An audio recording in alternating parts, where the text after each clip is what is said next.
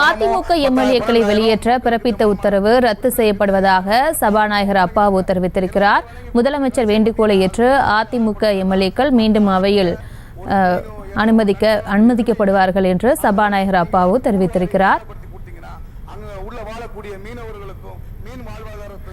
இது தொடர்பான மேலும் விவரங்களை செய்தியாளர் பாரி கார்த்திக் வழங்க கேட்கலாம். பாரி கார்த்திக், வணக்கம். மேலும் விவரம். வணக்கம். இன்று காலை மணிக்கு அவை தூங்கியவுடன் அதிமுகவினர் கடுமையாக அமளியிட்டிருக்கிறார்கள். அவர்கள் சபாநாயகர் இருக்கைக்கு முன்னாக நின்று கொண்டு நடத்த வேண்டும் என்றும், மேலும் இன்றைய தினம் மானிய கோரிக்கைகள் இன்னொரு நாள் பார்த்துக் கொள்ளும், உடனடியாக இன்றைய தினம் கள்ளக்குறிச்சி தொடர்பாக விவாதம் நடத்த வேண்டும் என்றும் சபாநாயகரிடம் கோரிக்கை வைத்து ஆர்ப்பாட்டம் செய்தார்கள். மீண்டும் முதலமைச்சர் அவர்கள் உடனடியாக இந்த சம்பவத்துக்கு பொறுப்பேற்று பதவி விலக வேண்டும் என்றும் பதாகைகளை கையில் நீட்டி சபாநாயகர் முன் முற்றுகையிட்டு போராட்டத்தில் ஈடுபட்டார்கள்.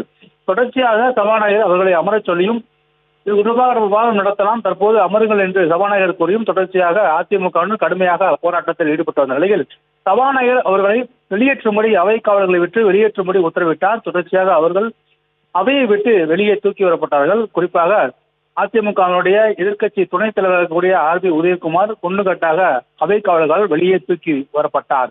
தொடர்ச்சியாக அதிமுகவினர் தமிழ்நாடு அரசுக்கு எதிராக கோஷங்களை எழுப்பியுள்ள நிலையில் ஒருமுறை அவை காவலர்களால் வெளியேற்றப்பட்டால் மீண்டும் அவர்கள் அன்றைய தினம் அவைக்குள் வர முடியாது.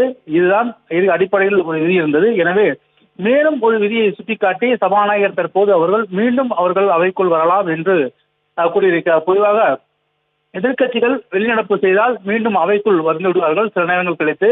ஆனால் அவை காவலர்களால் வெளியேற்றப்பட்டால் மீண்டும் அந்த நாளில் அவைக்குள் வர முடியாது என்ற அந்த விதியை இருக்கும் சூழலில் இன்னொரு விதியை சுட்டிக்காட்டி இந்த விதியின் அடிப்படையில் அவர்கள் தாராளமாக வரலாம் என்று சபாநாயகர் கூறினார். அதற்கு முன்னதாக முதலமைச்சர் அவர்கள் சபாநாயகருக்கு கோரிக்கை வைத்தார்.